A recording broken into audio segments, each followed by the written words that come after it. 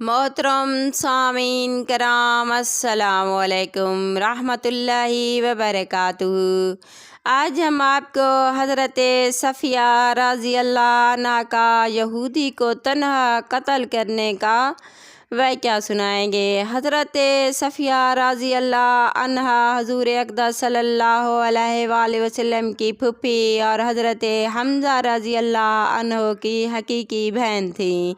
احد کی لڑائی میں شریک ہوئی۔ غزوہ خندق میں حضور اقدس صلی اللہ علیہ وآلہ وسلم نے سب مستورات کو ایک قلعہ میں بند فرما دیا تھا اور حضرت حسان بن ثابت رضی اللہ عنہ کو بطور محافظ کے چھوڑ دیا تھا۔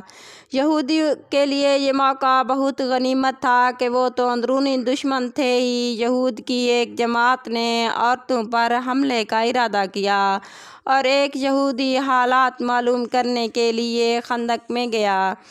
قلعہ پر پہنچا۔ حضرت صفیہ رضی اللہ عنہا نے کہیں سے دیکھ لیا۔ حضرت حسان رضی اللہ عنہ سے کہا کہ یہ یہودی موقع دیکھنے آیا ہے، تم قلعہ سے باہر نکلو اور اس کو مار دو۔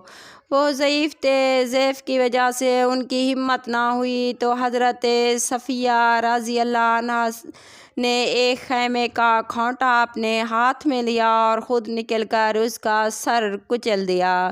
پھر قلعہ میں واپس آ کر حضرت حسان رضی اللہ عنہ سے کہا، چونکہ میں یہودی مرد تھا، نامحرم ہونے کی وجہ سے میں نے اس کا سامان اور کپڑے نہیں اتارے، تم اس کے سب کپڑے اتار لاؤ اور اس کا سر بھی کاٹ لاؤ۔ حضرت حسان رضی اللہ عنہ ضعیف تھے، جس کی وجہ سے اس کی یہ ہمت نہ ہوئی۔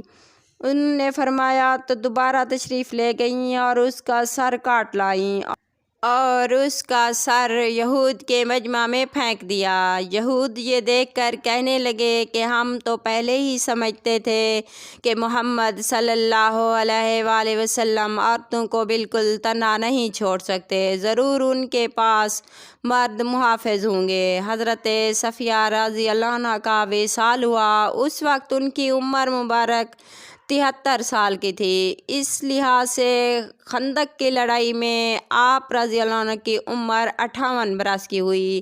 آج کل اس عمر کی عورتوں کو گھر کا کام کاج بھی دو بھر ہو جاتا ہے، کہ جا کے ایک مرد کا اس طرح تنہا قتل کر دینا، اور ایسی حالت میں کہ یہ تنہا عورتیں اور دوسری جانب یہود کا مجمع